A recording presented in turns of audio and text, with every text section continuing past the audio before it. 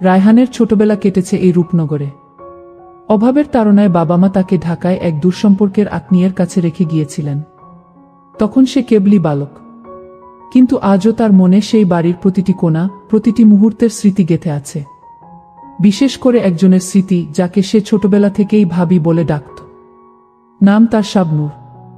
শাবনূর ছিল তার বড় ভাই হাসিবের স্ত্রী। হাসিব, যে তার থেকে প্রায় 15 বছরের বড়, একজন সফল ব্যবসায়ী। তাদের আর্থিক অবস্থা বেশ সচ্ছল ছিল। কিন্তু রায়হান যখন ঢাকা যায়, হাসিব তখনও অবিবাহিত। পরে হাসিবের চিঠিতেই সে জানতে পারে তার বিয়ে হয়েছে, কিন্তু সেই ভাবিকে সে কখনো স্বচক্ষে দেখেনি। হাসিবের পাঠানো ছবিতে যে মুখটি সে দেখেছিল তা তার মনে এক অদ্ভুত মুগ্ধতা তৈরি করেছিল। এই 10 বছরে তার জীবন অনেক বদলেছে। সে এখন একজন আর্কিটেক্ট, কিন্তু কোনো এক অজানা কারণে তার মনের গভীরে সেই অদেখা ভাবির প্রতি এক তীব্র আকর্ষণ কাজ করে। কেন তা সে নিজেও জানে না।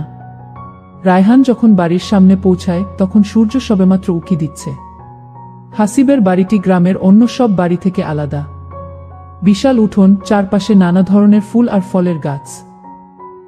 বাড়ির প্রবেশপথের ডান পাশে আছে একটি বড় পুকুর, যার চারপাশে শান বাঁধানো ঘাট। রায়হান ধীরে ধীরে এগিয়ে গেল। প্রধান ফটকের সামনে এসে সে দেখল হাসিবের একজন পুরনো কর্মচারী, কানু, গেট খুলে দিচ্ছে। কানু রায়হানকে চিনতে পারল না। কাকে চান? সে জিজ্ঞেস করল। রায়হান হেসে বলল, কানুদা, আমি রায়হান। চিনতে পারছো না? কানুর চোখ গোল হয়ে গেল। আরে বাবা, তুমি তুমি এত বড় হয়ে গেছ, আমি তো চিনতেই পারিনি। কানু রায়হানকে উষ্ণ অভ্যর্থনা জানিয়ে বলল, ভেতরে যাও, ভাবি ভেতরেই আছে। হাসিব ভাই তো এখন শহরে, সে তো আর কতদিন পর পর বাড়ি আসে। রায়হানের বুকে এক অজানা শিহরণ বয়ে গেল। ভাবি, সেই নামের মধ্যে যেন এক অদ্ভুত মাদকতা। সে ভেতরে গেল। বাড়ির ভেতরের অংশটা যেন আরো সুন্দর। বারান্দার এক কোণে একটি চেয়ারে বসে কেউ একজন পেপার পড়ছে। রায়হানের মনে হলো এটাই হয়তো তার ভাবি। সে ধীরে ধীরে এগিয়ে গেল। ভাবি, সে ফিসফিস করে বলল। মহিলাটি চমকে উঠল, তার দিকে তাকিয়ে হাসল। তুমি তুমি রায়হান, তাই না? শাবনূরের মুখটি যেন হাসির আলোয় ঝলমল করছে। তার বয়স এখন 30-এর কোঠায়, কিন্তু চেহারায় তারুণ্যের কোনো ছাপ নেই। তার পরনে একটি সাধারণ সাদা শাড়ি, কিন্তু তাতেই তাকে অসাধারণ লাগছে। তার চোখে এক অদ্ভুত গভীরতা, যা রায়হানের হৃদয়ে এক তোলপাড় সৃষ্টি করল। রায়হান কোনো উত্তর দিতে পারল না। সে কেবল অপলক তাকিয়ে রইল। 10 বছর ধরে যার ছবি সে মনে মনে এঁকেছে, বাস্তবে সে তার থেকেও অনেক বেশি সুন্দর। শাবনূর হেসে বলল, কি হলো? কথা বলছো না কেন? এতদিন পর এলে আর কোনো কথা বলবে না? রায়হান কিছুটা স্বাভাবিক হয়ে বলল, ভাবি, আপনাকে দেখে আমি ভাষা হারিয়ে ফেলেছি। শাবনূর আবার হাসল। এসো, ভেতরে এসো, তোমার জন্য গরম চা বানাচ্ছি। রায়হান ঘরে প্রবেশ করল। ঘরের প্রতিটি কোণায় যেন এক অদ্ভুত শীতলতা। একপাশে অনেকগুলো বইয়ের তাক, অন্য পাশে একটি বড় জানালা। রায়হান ভাবল, এই পরিবেশে থাকাটা যেন এক স্বপ্ন। শাবনূর চা নিয়ে এলো। তার হাতের তৈরি চা রায়হানের কাছে অমৃতের মতো লাগল। তারা দুজন অনেকক্ষণ কথা বলল। রায়হান জানতে পারল তার ভাই হাসিব বেশিরভাগ সময় শহরের বাড়িতে থাকে।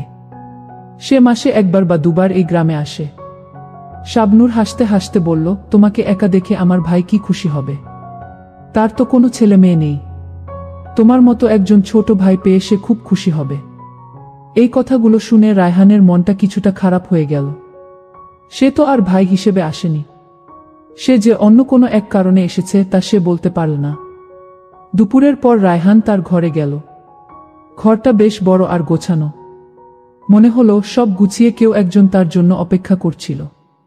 ঘরের জানালা থেকে দেখা যায় এক বিশাল আমবাগান। আমগাছে আম ধরেছে। সেই দৃশ্য দেখতে দেখতে রায়হানের মনে এলো এই আমবাগানটি তার বাবার অনেক শখের ছিল। রাতে রায়হান ঘুমাতে পারল না। তার মনের মধ্যে কেবলই শাবনূরের ছবি ভাসছে। তার কথা, হাসি, চাহনি, সবকিছুই তাকে অস্থির করে তুলছে। সে ভাবল, আমি কি করছি? সে তো আমার ভাইয়ের স্ত্রী। এ ধরনের ভাবনা আমার মনে আসা ঠিক নয়। কিন্তু মন তো মনের কথা শোনে না। সকালে ঘুম থেকে উঠে সে দেখল শাবনূর তার জন্য নাশতা সাজিয়ে অপেক্ষা করছে। তার চোখে মুখে এক অদ্ভুত মায়া। রায়হানের মনে হলো এই মায়া তাকে ধীরে ধীরে গ্রাস করছে। তারা দুজন একসাথে নাশতা করল। শাবনূর বলল, আজ তো তোমার কোনো কাজ নেই, চলো আমরা দুজনে মিলে পুকুর পাড়ে যাই, মাছের খাবার দিই। রায়হানের মনে হলো এই মুহূর্তটি যেন চিরকাল থেকে যাক। তারা দুজন পুকুর পাড়ে গেল। মাছের খাবার দিতে দিতে শাবনূর বলল, তুমি কি জানো, তোমার ভাই অনেক দিন পর এই গ্রামে এসেছে। সে তো এখন অনেক ব্যস্ত থাকে। এই কথা শুনে রায়হানের মনে হলো তার ভাই হাসিবকে নিয়ে যেন শাবনূর খুব বেশি খুশি নয়। কিন্তু সে কিছু বলল না। সেদিন রাতে রায়হান আবার ঘুমাতে পারল না। তার মনের মধ্যে এক তীব্র দ্বন্দ্ব। সে কি করবে? এই সম্পর্ককে কি এখানেই শেষ করে দেবে, নাকি সে তার মনের কথা শুনবে? পরের দিন রায়হান তার কর্মস্থলে ফিরে যাওয়ার কথা বলল। শাবনূর অবাক হয়ে বলল, এত তাড়াতাড়ি? মাত্র তো এলে। রায়হান বলল, ভাবি, আমার অনেক কাজ জমে আছে, আর আমারও তো কিছু দায়িত্ব আছে। শাবনূর তার দিকে তাকিয়ে হাসল। ঠিক আছে, কিন্তু যাওয়ার আগে আমাকে একটা কথা দাও, আবার আসবে। রায়হানের মনে হলো এই কথাগুলো শোনার জন্যই সে এতদিন অপেক্ষা করছিল। সে হেসে বলল, কথা দিলাম ভাবি, আমি আবার আসব। সেদিন রায়হান চলে গেল, কিন্তু তার মনটা রেখে গেল এই বাড়িতে শাবনূরের কাছে। সে তার কর্মস্থলে ফিরে গিয়েও কোনো কাজে মন বসাতে পারল না। কেবলই শাবনূরের কথা তার মনে ঘুরপাক খাচ্ছে। একদিন রাতে তার ফোনে একটি মেসেজ এলো, অচেনা একটি নম্বর থেকে। মেসেজটি ছিল, রায়হান তুমি কেমন আছো? রায়হান মেসেজটি পড়ে অবাক হয়ে গেল। নম্বরটি দেখে মনে হলো এটি কোনো পরিচিত মানুষের নম্বর নয়। সে ভাবল, কে হতে পারে? সে রিপ্লাই দিল, আপনি কে? সাথে সাথে মেসেজ এলো, আমি তোমার ভাবি। রায়হানের হৃদস্পন্দন বেড়ে গেল। সে ভাবল, ভাবি আমার নম্বর পেল কোথায়? মেসেজ এলো, কানুদার কাছ থেকে নিয়েছি। রায়হান আর কথা বাড়াল না। সে মেসেজে লিখল, আমি ভালো আছি, আপনি কেমন আছেন? শাবনূর লিখল, তোমার কথা ভেবে আমি এখন অনেক ভালো আছি। এই মেসেজটি পড়ে রায়হানের হৃদয়ে এক অদ্ভুত শিহরণ সৃষ্টি হল। সে ভাবল, এ কি হচ্ছে? তাদের মধ্যে মেসেজের আদান প্রদান শুরু হল। প্রতিদিন রাতে তারা কথা বলতো। তারা তাদের ছোটবেলার কথা, তাদের স্বপ্নের কথা, তাদের নানা ধরনের গল্পের কথা বলতো। রায়হান বুঝতে পারল শাবনূর তার থেকে অনেক বেশি স্মার্ট আর বিচক্ষণ। একদিন রাতে শাবনূর মেসেজে লিখল, রায়হান, আমার একটা জিনিস মনে হচ্ছে, তোমার ভাই হাসিব আমাকে ভালোবাসে না। রায়হান চমকে উঠল। কেন ভাবি, এমন কেন মনে হচ্ছে? শাবনূর লিখল, সে আমাকে অনেক দূরে রাখে, সে আমাকে স্পর্শ করতে চায় না, আমাদের সম্পর্কটা যেন কেবলি নামের। এই কথা শুনে রায়হানের মনটা ভেঙে গেল। সে বুঝতে পারল কেন শাবনূরের চোখে এক অদ্ভুত বিষণ্ণতা ছিল। রায়হান লিখল, ভাবি, আপনার এমন মনে হচ্ছে কেন? শাবনূর লিখল, কারণ সে হয়তো অন্য কাউকে ভালোবাসে। সে প্রায় শহরের কোনো এক হোটেলে থাকে। তার মোবাইল ফোনে আমি অন্য একজন মেয়ের ছবি দেখেছি। এই কথাগুলো শুনে রায়হানের বুকে এক চাপা কষ্ট তৈরি হলো। সে ভাবল, এ কি হচ্ছে? আমার ভাইয়ের সংসার কেন এমন? সে শাবনূরকে সান্ত্বনা দেওয়ার চেষ্টা করল, কিন্তু সে জানত তার সান্ত্বনা যথেষ্ট নয়। একদিন শাবনূর রায়হানকে মেসেজে লিখল, রায়হান, তুমি কি আমার কাছে আসবে? আমি তোমাকে খুব মিস করছি। রায়হানের মনটা অস্থির হয়ে উঠল। সে ভাবল, এইবার আমার যাওয়া উচিত, কিন্তু আমি যদি যাই তাহলে কি হবে? সে বুঝতে পারল সে শাবনূরকে ভালোবাসতে শুরু করেছে। এই ভালোবাসা এক ধরনের নিষিদ্ধ ভালোবাসা, কিন্তু এই ভালোবাসা থেকে সে নিজেকে দূরে সরিয়ে রাখতে পারছে না। সেদিন রাতে রায়হান ঘুমাতে পারল না। তার মনের মধ্যে এক তীব্র দ্বন্দ্ব। সে কি করবে? সে কি শাবনূরের কাছে যাবে, নাকি এই সম্পর্ককে এখানেই শেষ করে দেবে? পরের দিন রায়হান তার কর্মস্থল থেকে ছুটি নিল। সে আর নিজেকে সামলাতে পারছিল না। সে জানত এইবার তার যাওয়া উচিত। সে যখন রূপনগরে পৌঁছাল তখন রাত হয়ে গেছে। সে দেখল শাবনূর বারান্দায় বসে আছে। তার চোখে এক বিষণ্ণতা। রায়হানকে দেখে শাবনূরের চোখ ঝলমল করে উঠল। রায়হান, তুমি এসেছ? রায়হান কোনো কথা না বলে তাকে জড়িয়ে ধরল। শাবনূরও তাকে জড়িয়ে ধরল। তাদের মাঝে এক অদ্ভুত নীরবতা, এক নীরবতা যেখানে অনেক কথা ছিল যা তারা কেউ বলতে পারছিল না। সেদিন রাতে রায়হান আর শাবনূর অনেক কথা বলল। শাবনূর তাকে তার জীবনের সব দুঃখ কষ্টের কথা বলল। হাসিবের সঙ্গে তার সম্পর্কের কথা বলল।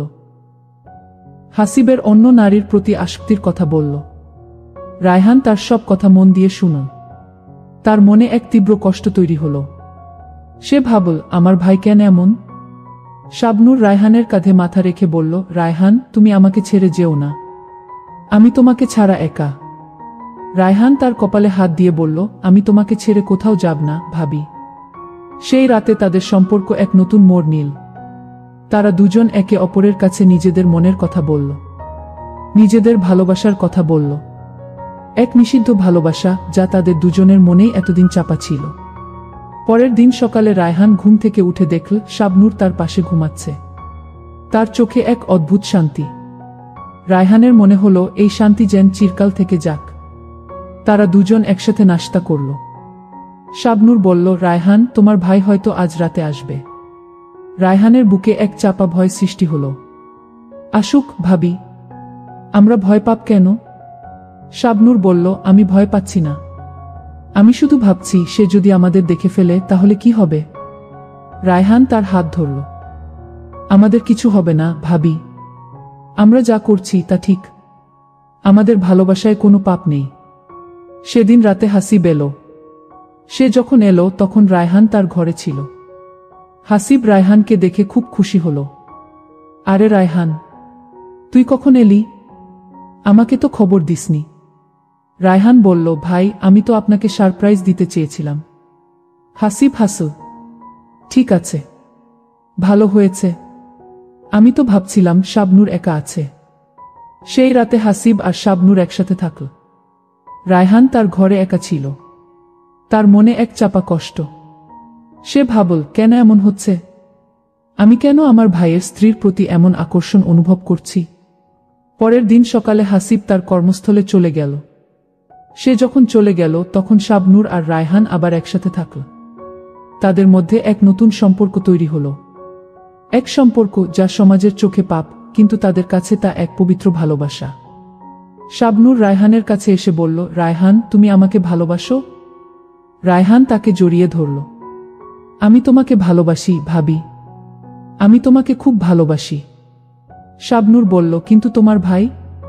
রায়হান তার দিকে তাকাল। তোমার ভাই তোমাকে ভালোবাসে না, ভাবি। সে তোমাকে কেবলই তার স্ত্রী হিসেবে দেখতে চায়। কিন্তু আমি তোমাকে আমার জীবনের সবটুকু দিয়ে ভালোবাসি। এই কথা শুনে শাবনূরের চোখে জল চলে এলো। সে রায়হানকে জড়িয়ে ধরল। আমিও তোমাকে ভালোবাসি, রায়হান। আমি তোমাকে খুব ভালোবাসি। তাদের মধ্যে সম্পর্কটা দিনে দিনে আরো গভীর হল। তারা দুজন একসাথে থাকত। তারা একে অপরের কাছে তাদের সব কথা বলত। তারা একে অপরের জীবনের সব দুঃখ কষ্ট ভাগ করে নিত। একদিন রাতে শাবনূর রায়হানের কাছে এসে বলল, রায়হান, আমার মনে হচ্ছে আমি হাসিবের সন্তান ধারণ করেছি। রায়হান চমকে উঠল। কি বলছো, ভাবি? শাবনূর বলল, হ্যাঁ রায়হান, আমি নিশ্চিত। আমি গত কয়েক মাস ধরে লক্ষণগুলো দেখছি। এই কথা শুনে রায়হানের মনটা ভেঙে গেল। সে ভাবল, এইবার আমাদের সম্পর্কের কি হবে? শাবনূর তার দিকে তাকিয়ে বলল, রায়হান, তুমি কি আমাকে ছেড়ে যাবে? রায়হান তার হাত ধরল। কখনো না, ভাবি। আমি তোমাকে ছেড়ে কোথাও যাব না। শাবনূর বলল, কিন্তু এই সন্তান? রায়হান বলল, এই সন্তান আমাদের সন্তান। আমরা এই সন্তানকে বড় করব। আমরা এই সন্তানকে আমাদের ভালোবাসা দেব।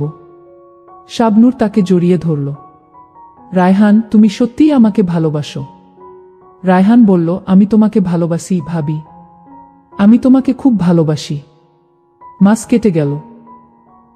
শাবনূর সন্তান ধারণ করেছে। হাসিব তার স্ত্রীর এই খবর শুনে খুব খুশি হল।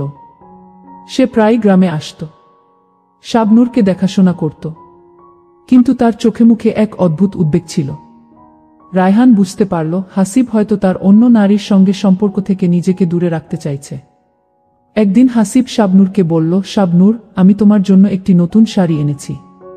তুমি এটি পরবে? শাবনূর হেসে বলল, তোমার উপহার আমি সবসময় পরব। কিন্তু রায়হান জানত শাবনূর এই শাড়িটি পছন্দ করে না। সে সব সময় সাধারণ শাড়ি পরতে ভালোবাসে। হাসিবের এই উপহার যেন তাদের মধ্যে এক দূরত্ব তৈরি করল। রায়হান আর শাবনূর তাদের ভালোবাসা গোপন রেখেছিল। তারা দুজন একে অপরের কাছে তাদের সব কথা বলত। রায়হান বুঝতে পারল শাবনূর তাকে ভালোবাসলেও তার মনে এক চাপা কষ্ট আছে। সে তার সন্তানের ভবিষ্যৎ নিয়ে চিন্তিত ছিল। একদিন রাতে শাবনূর রায়হানকে বলল, রায়হান, আমি কি এই সন্তানকে নিয়ে তোমার সাথে থাকতে পারবো? রায়হান তার দিকে তাকিয়ে হাসল। অবশ্যই ভাবি, এই সন্তান আমারও। আমরা এই সন্তানকে আমাদের ভালোবাসা দেব। শাবনূর তাকে জড়িয়ে ধরল। কিন্তু সমাজ কি আমাদের মেনে নেবে? রায়হান বলল, সমাজ কি বলবে তা নিয়ে আমরা কেন ভাবব? আমরা আমাদের ভালোবাসার কথা ভাবব। মাস কেটে গেল। শাবনূর এক সন্তানের জন্ম দিল, একটি ছেলে। হাসিব ছেলের নাম রাখল অর্ণব। রায়হানও অর্ণবকে খুব ভালোবাসত। সে অর্ণবকে নিজের সন্তানের মতোই দেখত। অর্ণব ধীরে ধীরে বড় হতে থাকল। সে রায়হানকে খুব ভালোবাসত। সে প্রায় রায়হানের কাছে এসে বসত। রায়হান তাকে নানা ধরনের গল্প বলত।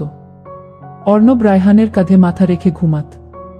হাসিব এই দৃশ্য দেখে কিছুটা অবাক হতো, কিন্তু সে কিছু বলত না।